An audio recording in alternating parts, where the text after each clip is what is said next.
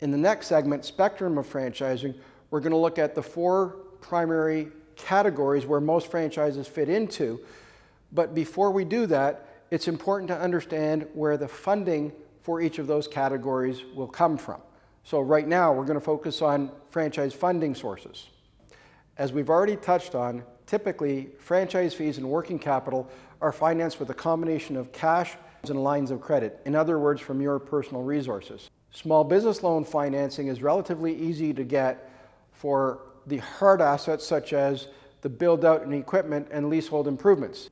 The type of business you buy will ultimately determine what portion of investment that will need to come from your personal savings and investments and what portion that can be financed. The Canada Small Business Finance Program is a program offered by the federal government through the major banks.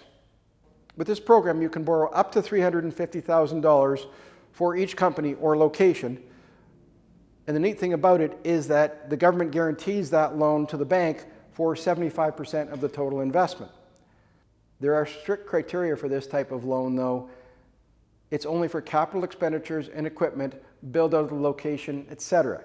You cannot use it for franchise fees, you cannot use it for working capital, you cannot use it for inventory or training fees, things like that. All of that has to come out of your personal savings or other personal funds. Banks can offer regular term loans, but they'll rarely finance working capital. So this is where the BDC, Business Development Corporation, comes in. BDC is a crown corporation that only works with businesses. With BDC, you can borrow up to a certain amount on signature and personal guarantee alone. You'll want to check with BDC what that current amount is. If you want to go higher than that amount, BDC will provide that kind of financing, but only if you provide personal security for that loan amount. Second mortgage, stocks, things like that. With service-based businesses where you're operating out of your home or a small location where there are not a lot of capital expenditures, these businesses don't qualify for the Canada Small Business Finance Program, so you have to fund them yourself. The most common form of funding is a home equity line of credit, or what we call a HELOC. If you have good equity in your home and a good credit score, HELOCs are one of the easiest forms of financing to get, and it's one of the least expensive forms of financing, so they're very, very popular for funding small business. Friends, relatives, your partner, this is a common form of financing. We call it love money, but if not structured correctly at the beginning, it can lead to a lot of future relationship challenges. Some of the things, if you're going to use this type of financing, that you want to get clarified and documented up front. Be sure that whatever the terms and agreements are, that they're clearly defined and they're documented, ideally with a lawyer. Do you want it to be just a loan, or is the person providing the funds going to be an equity partner?